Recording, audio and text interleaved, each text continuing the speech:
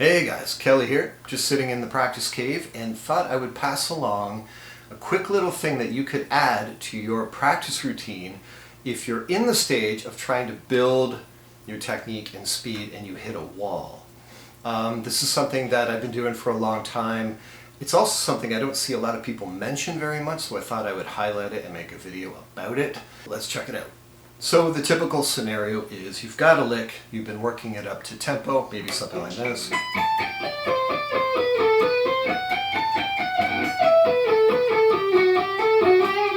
Right, something along those lines. And you hit a wall, you hit a tempo ceiling, I guess you could say. The common wisdom tends to be these days to go further, go even higher, and then come back down and it should feel easier. What I'm going to suggest is that you do the opposite. I'm going to suggest that you go back down to, say, quarter notes. In my estimation of this lick, I'm hearing it as 16th notes at whatever tempo this is. If I'm hitting a ceiling, that means there's something fundamentally faulty with what I've been doing to this point. What I've been doing has gotten me to that point, but is not allowing me to go further. So to go further and make even more mistakes and tense up even more doesn't really make much sense for this particular scenario. So what I'm going to do is try a different approach. I'm going to go back down. And by back down, I mean keep your metronome setting exactly where it is. Hold it at that tempo. But instead of playing 4 notes per beat, play 1.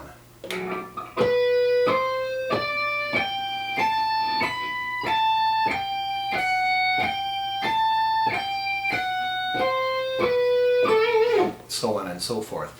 And in doing so, don't be surprised if you find that you make mistakes even at that level.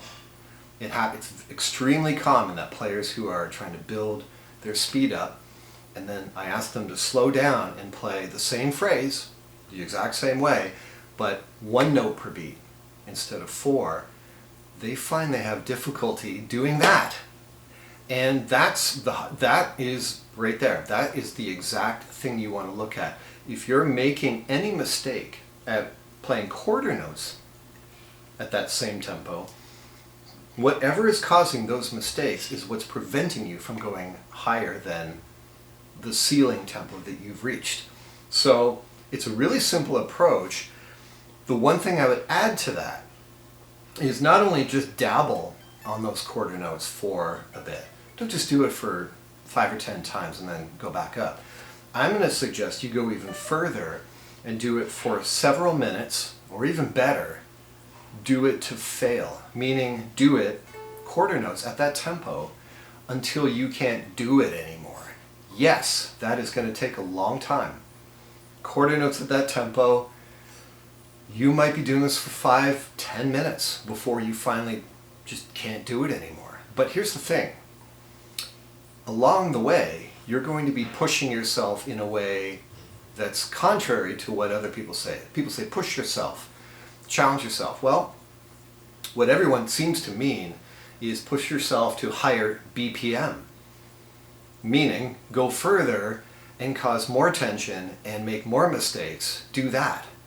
What I'm suggesting is before you do that, let's try pushing ourselves in a way that actually is productive for our situation, which is, let's see if we can fix the problems that are preventing us from getting to that higher level before we try to get to a higher level. Make sense? Okay, so again, by doing a bulk amount of repetitions at quarter notes, maybe eighth notes, if you can't hang on quarter notes, eighth notes, anything that's below the 16th note layer for that lick, do that for, if not several minutes, do it until you can't do it anymore. Do it to fail, as they say.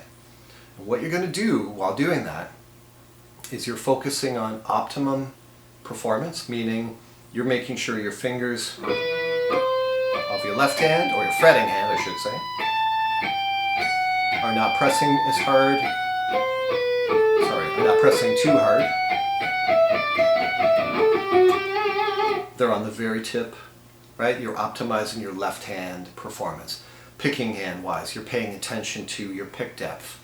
We are alternate picking. We don't need anything more than the very tip of the pick on the string. So we're going to focus on that. Playing slower really allows you, in fact, it's the only opportunity that affords you to pay absolute attention to those details. And that, do that to fail, do that for the bulk repetition part of your practice, you're going to find that your upper part, when you go right back up, you're going to feel the confidence, you're going to feel the extra ease. You're also going to be more relaxed than if you were to go higher. You know, you go higher, you tensed up, well now you're tense. So when you come back down, you're really not going to be any more relaxed because you're still tense from being higher in tempo than what you crashed at. So try that first. I'm not saying that the other method isn't of any value or doesn't work. I'm saying don't do that first. Let's pick a logical thing first and work that. Let's challenge ourselves down here. You know, quarter notes might not feel like a challenge, but how long can you do them for? That's the challenge. So check this method out. I think you're going to find it works really, really well. I think you're going to find that you will retain more of this from day to day as well than if you were to do the other way. And let me know how it all works out for you in the comments. I'd be very curious to see what you think about this. Until next time.